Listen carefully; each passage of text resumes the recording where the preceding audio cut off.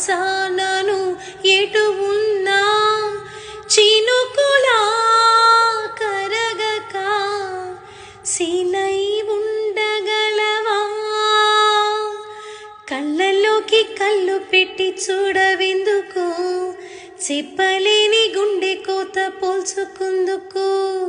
కళ్ళల్లోకి కళ్ళు పెట్టి చూడవెందుకు? చెప్పలేని